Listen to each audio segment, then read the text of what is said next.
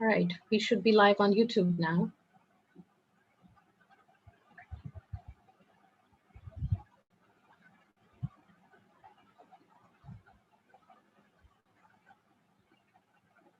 Hi, everyone. Welcome to the final session of Fractals 30.0 Analog Algorithms. I'm really excited to welcome you all. And we're joined by all the amazing participants who have taken part in this workshop and who have created some really fascinating fractal sort of explorations, and you'll see those in a few minutes. Just to introduce the Fractals Workshop. The Fractals Workshop is a generative design and computation workshop that combines logic, geometry, natural systems, and structure. And the workshop is kind of an adaptation of some of the teaching methods that I learned at the Design Research Lab at the Architectural Association, where I did my master's. And the focus is on developing prototypical design systems from the bottom up using analog algorithms versus designing from the top down. And this method is inspired by the organic growth of natural systems and of parametric architecture, structural systems, mathematics, and geometry. And the workshop encourages teamwork and a collaborative approach to design and the design process. So this is the 30th iteration of the Fractals Workshop. Just to introduce myself, I'm Tagbir Fatima. I'm the director of the Fractals Workshop. And we are conducting this workshop in collaboration with the InclusiveFUTURES, which is the summer festival by DigitalFUTURES of Tongji University. And we are really excited to be a part of this platform, which encourages making design education more accessible to more people from around the world. So we have an international group that has participated with us during this workshop, and this is the end of the week almost of the workshop, and we have some really exciting things to share with you. And we'll be getting into the virtual reality space. Pranavshri, if you can share your screen. So we have kind of curated all of the designs. I'm sorry.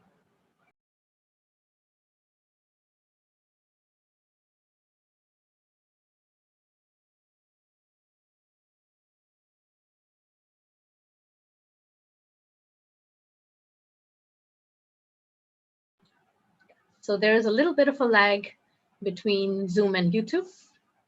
So yeah, this is the virtual reality space that we've created collaboratively.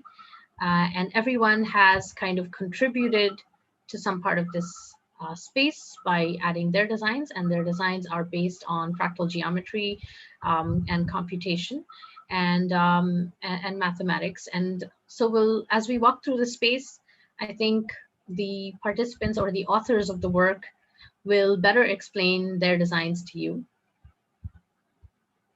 I think Devashri, go ahead.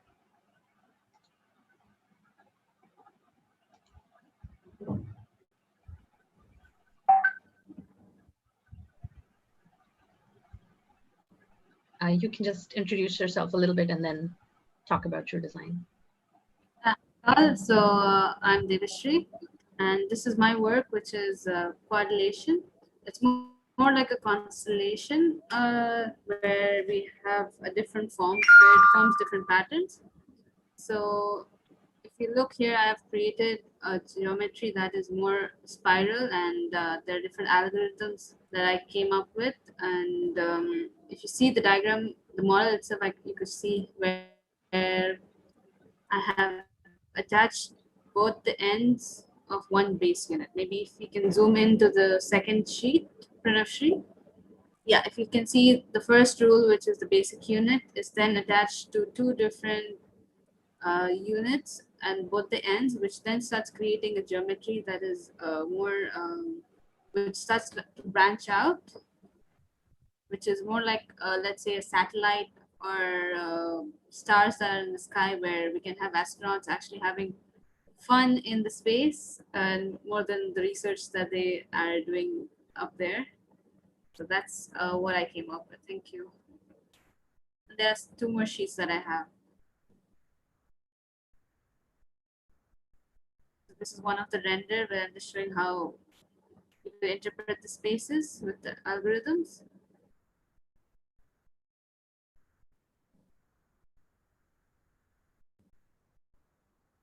Yeah, this is another rule where I'm attaching the end of the magenta strips to the other base unit, which is then creating a linear form, more of a spiral way in a linear form.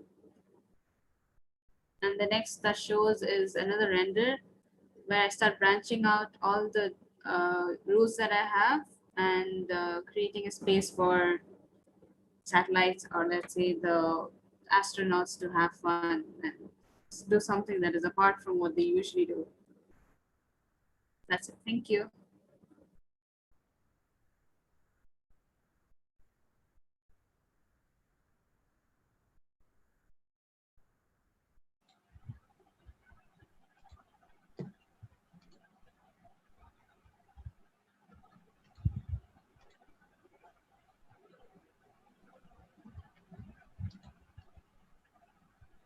Next, we have Yifan. Would you like to explain your design? Yeah. Hi, my name is Yifan Qian, and this is my design named Wingspear Spiral. And could you please move to the first board on the left side, and zoom in the first board on the left side. And on this, could you zoom in? On the left side, on another side. Could you turn back on the other side? Yes, this one. So on this board, you can see that there are some researches I did with paper, and I test how paper can change its shape into curves by cutting into pieces and by bend and by lift it up. And on the next board, could you please turn around to the right side? Turn around.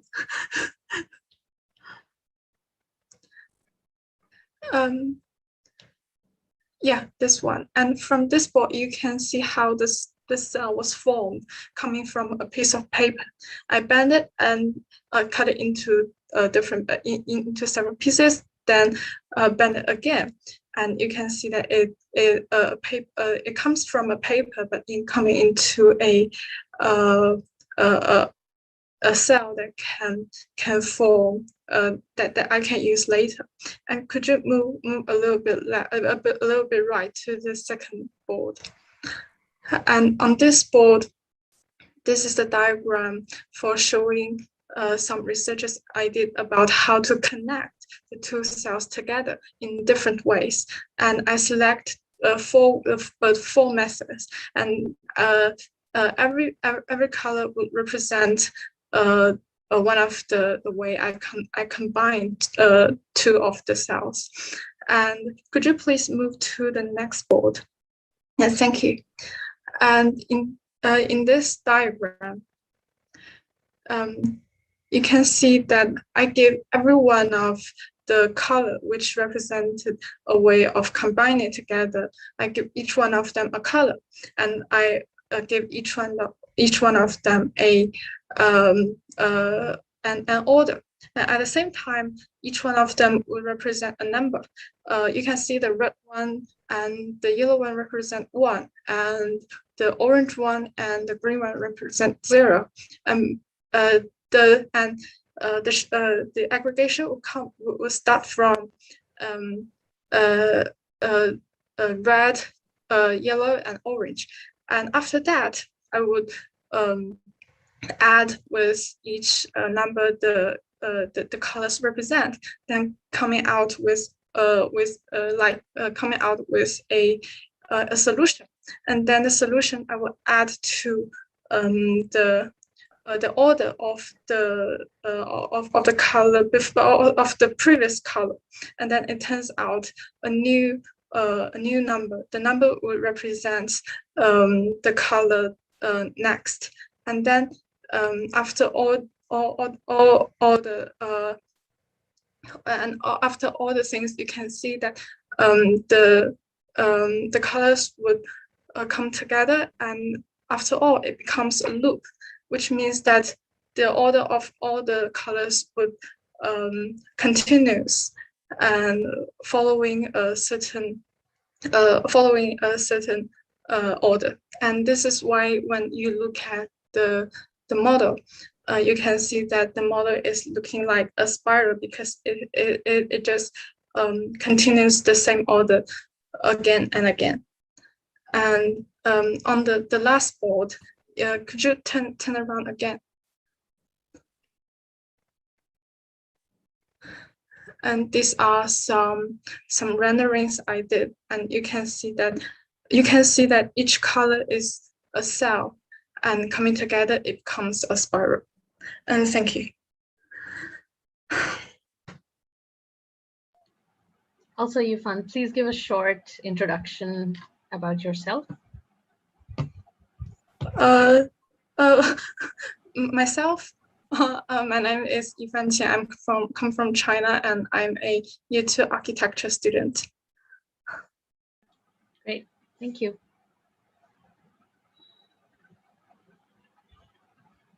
Next, Okay. we have Shripad. Yeah. Would you please? So, yes. Hello, everyone. Hope I'm audible. Myself, Shripad Bhalera from Mumbai, India, and I'm an associate professor into Rachana Sansad Academy of Architecture. And it was really interesting to work with, although it's not a complete new topic, but it was really interesting. The approach was very different, and approach was from the paper and from the analog, and then not the digital way. So when we started on day one, and the aggregators and aggregation started, what Takbir said was like the simplest of the unit may lead to the most complex iteration and most complex fractals. So I restricted myself to a square. So I took a square, and I just had few folds to a square. So the rules were very simple, like you have just 4 cuts and 8 folds, and that was a one single unit. But finally it literally aggregated into such a big complex form in paper, and paper had certain flexibility of angles, which you can see then later on when I started aggregating. I had to decide the angle of the folds, and the folds angles were tried from 90 degrees to 60 degrees to finally into 30 degrees. And you can see as it's been browsed over there, like I tried around 8 to 9 single units, and then I chose the most simplest unit, which I then can you go to the third panel from inside? Like this is aggregation in paper, yeah. And then these are the very simple rules, like where there was one square, like 1:1, x equal to y, and the other rule was x equal to y equal to 2x. So I finally settled on 2 units, which is one is a rectangle and another is a square. And then the 3 or 4 aggregations were tried. The rule was very simple. It was just either you go from point 1 and 2 to 3 and 4, or 1 and 2 to 4 and 3. So the edges were all the 4 sides, it had edges, and the edges started getting connected to each other, and it actually went into a very large kind of aggregation, and very organic kind of an aggregation, because those angles, as we always say, line is a curve. Here we could see those lines forming into a complete curve. I then probably went a little more ahead. Can you go to those tiny little videos if you can? You'll have to just go back if it is possible. So what I actually did is I normally try to work with overlapping forms of creations, and so did I revisited the Indian classical music, and then I did revisit some fractals in nature and some songs, and also being a part of a drum circle, the drum beats. Right now these are 3 videos which I have shared here without the sound, but then I tried to aggregate that with sounds and my own paintings as backdrops. Even within my video window, you can see there is one which is moving around, and that is where I could actually come to two statements which many of my friends really liked, and they were like, if clouds were paper thin and if mountains were paper thick. So it was paper, but the thick and thin of it actually defined clouds and mountains, where we say that it's solid or transparent or translucent. So it was really interesting to work and even look at the way all the other participants were developing, and all the week they were just posting and sharing each other's works, and how different approaches led to different kind of forms, and right from curves, lines, to planes, to many other directions. And I think this is just a beginning, as you say, that it's the ball is set rolling. And one more very interesting experience I have right now I'm having is actually exhibiting for the first time into the virtual space. So it's very, very exciting for me, and thank you so much. That's my time. This is Shripad here. Thank you. It's really fascinating to see how fractals can combine with music as well. Next, Pranavshri, I think. Please introduce yourself and your project. Hi, I'm Pranavshri, and I'm a second year lifestyle product and accessories design student from the D School under Jain University in Bangalore. So this is the fractal aggregation that I came up with during this workshop. It's called the Mitosis Structure. So the name is derived from two words, that is mitosis and structure, and it also conveys that it's a structure from me. And so we initially started with exploring paper. I started by making some cuts and slits and coming up with a form. And one of the explorations were selected based on a few parameters. And after the construction of the basic unit, I came up with a few algorithms, which were then made into aggregations in a paper model. These were made physically to test and understand them further. After which one of them were selected, and that is Mitosis Structure. So over here, in each unit, each half of the unit is connected with two other similar units, and each of the unit is rotated by an angle of 120 degrees in the same plane. And the scalarity used here is that at each level, the unit reduces by a factor of 0.2 from the previous unit. And these are some of the visualizations. I also tried to make it like a graphic display. Yes. So this is the model. And this exhibits self-similarity and also reduces in a uniform scale. Yes, thank you.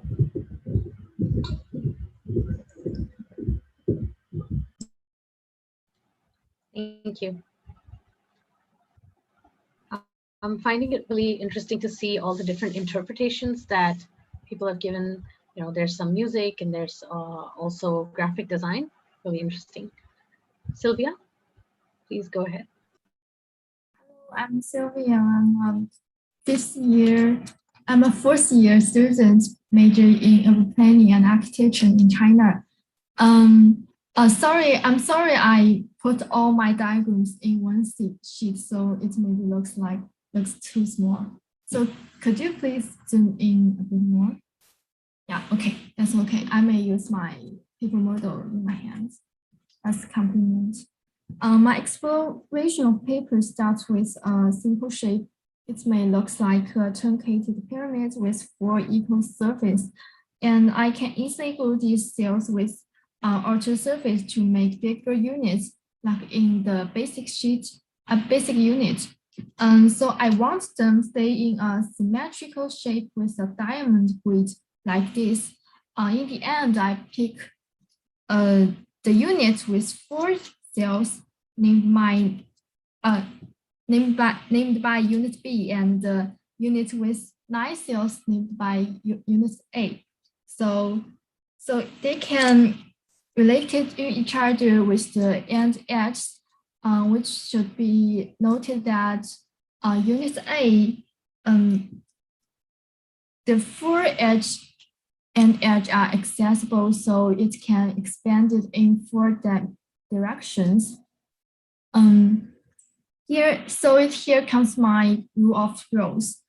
I want them expanded infinitely, so I put 1 unit A in the middle as a center, then it can expand it in 4 directions.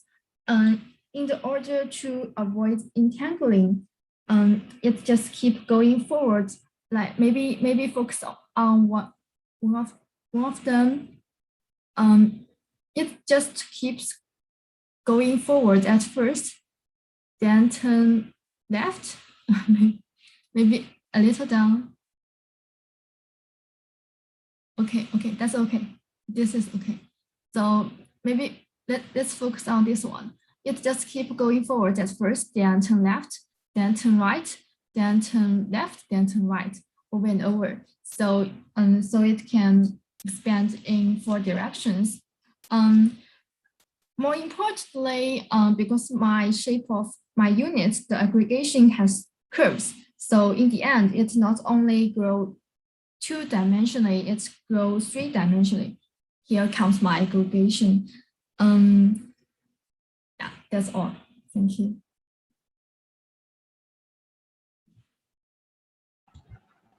Thank you, Sylvia. We have a little way to travel now. So we'll be going to Konstantinos. Hello. Hi, Konstantinos. Please introduce yourself while we reach your exhibit. My name is Konstantinos. I study architecture and I am from Greece.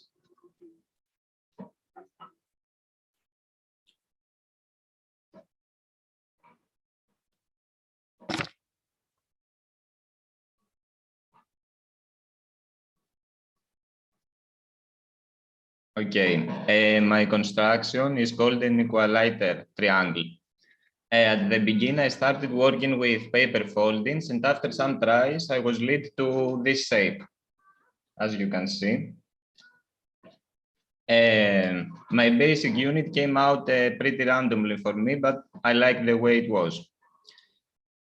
One problem I had with my basic unit was that by the aggregation process, I couldn't scale it, because if I was trying to scale it, then each unit would be different and each side of unit wouldn't meet the other side in the exact same point.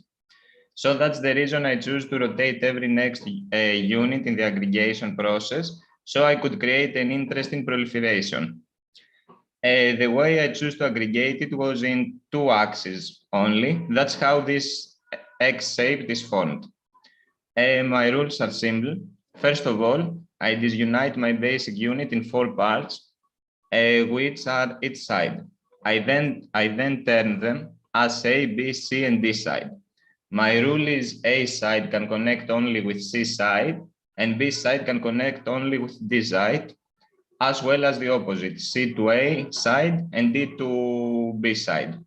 In my sheets, you can see my analog progression, which lead me to this construction, as well as which parts create my basic unit, and also some renders of my final aggregation. That's all, thank you.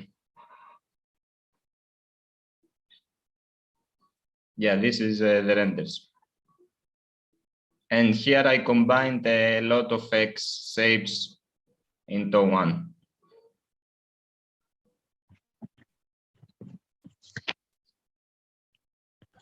Thank you, Konstantinos. Thank you. Finally, Almonds.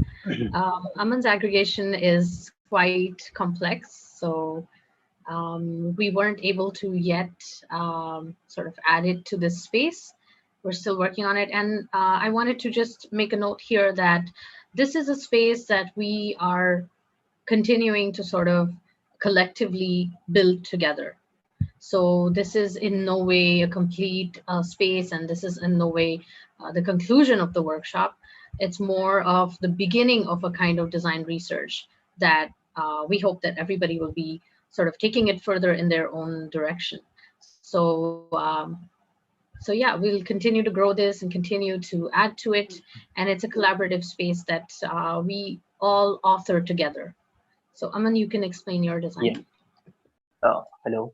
First of all, I would like to thank Digital Future, Inclusives, and Takbir Fatima for giving us opportunity for free learning about the designs and the processes, which is very rare in this world. So my design process started when I was it was a bit of confusion and contradiction, but a sense of confidence in the process of learning and exploring. So while I was exploring for the different fractals, I was stripping the paper to make the rectangles or the perfect squares, but I could not get anything. But I have 20s and 30s of the strip randomly. It's just placed all over my floor. So I started the design intuitions began by seeing those strips. So I got such strips and started folding from the one side and from the another side, and then I got the two strips, which is a kind of folded arch. One arch is approaching toward other, but they are not touching to each other. So this is how the intuition has begun. Then to model this computationally, I traced it out its section, and then from that section, by considering that section as a basic unit, I make it a mirror of its then scaling and the transformation that it leads me to the shape of a petal, which is much similar to the petal. Then further following the same rule, which has applied to the one earlier, it gives an form which is in the sheet one. Pranav, if you can take it on the left side. Yeah. So this is it looks more like a flower or the petals which are exploded all over in the 3 dimensions with their own rationality and the scalarness. The color shown here is of a different scales. When the basic unit is scaled to certain factor, it is given a different color. So after it's looking very simple and obvious form, which we all have seen in the nature. But when I went inside into it, if you can take it on the last sheet there, when I was trying to get the view from the center of it, I get the view of the universe, which is shown in this sheet. It's more like a nebula or like some galaxies. So from here, I named this design, and not named this design, but I named it as a question: is fractal is a geometry or a life? Because every galaxy or the planets or somewhere we have life, and it's in the form of fractal. Thank you. Wow. Thank you, Aman. Aman, also, could you please give us a short introduction about yourself and your background? Yeah, I'm myself Aman Upadhyay, and I'm from India. And I have done my civil engineering and I have a very civil background of engineering. We all know that we have to deal more with the numbers, less with the exploration and the creativity. So it's a very tough challenge for me.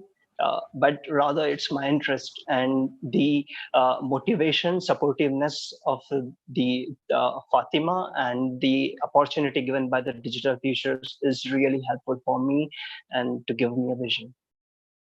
Yeah. Thank you, Aman. So it's really exciting to see so many varying sort of explorations that have come from this one concept of understanding fractals and algorithm or rule-based geometries.